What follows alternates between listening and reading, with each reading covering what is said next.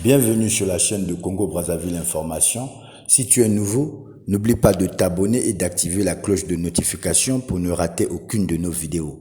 Je suis Lassine Bouti, le directeur général de Congo Brazzaville Information. François Ndouna, cet homme d'affaires spécial qui a commencé le business avec seulement 5 000 francs CFA. Qui est François Ndouna?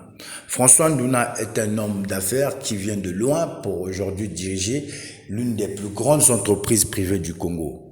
Ce milliardaire s'est imposé sur le marché de l'emploi congolais avec plusieurs milliers de travailleurs.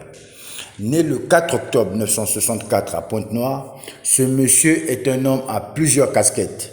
François Ndouna est d'abord un homme d'affaires très respecté et récemment un homme politique élu de la circonscription de Mosenjo dans le département du Niari. Après avoir étudié à l'étranger en URSS, il rentre au Congo pour gérer les entreprises de plusieurs personnalités du pays.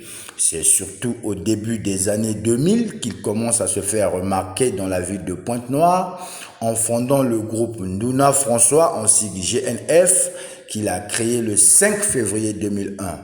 Il regroupe en son sein les entreprises telles que Intérim 2000, Chibac, MCR TV, Foralac et la Polyclinique La Grâce.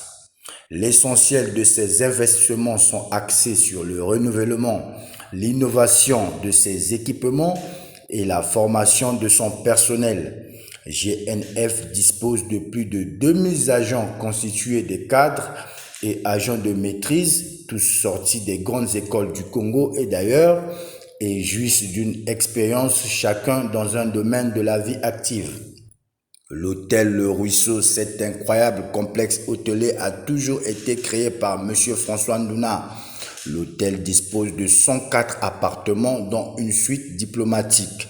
La société pour l'hôtellerie, le bâtiment, l'agriculture et le commerce, Chibac, a été fondée à Pointe-Noire par M. François Ndouna. MCR TV est une chaîne de télévision basée à Pointe-Noire et disponible sur satellite. C'est la chaîne la plus suivie du sud du pays. Enfin, François Ndouna a été à la tête de la chambre consulaire de Dolisie depuis plusieurs années. Merci d'avoir suivi Lassine Bouti et n'oubliez pas surtout de vous abonner et d'activer la cloche de notification pour ne rater aucune de nos vidéos.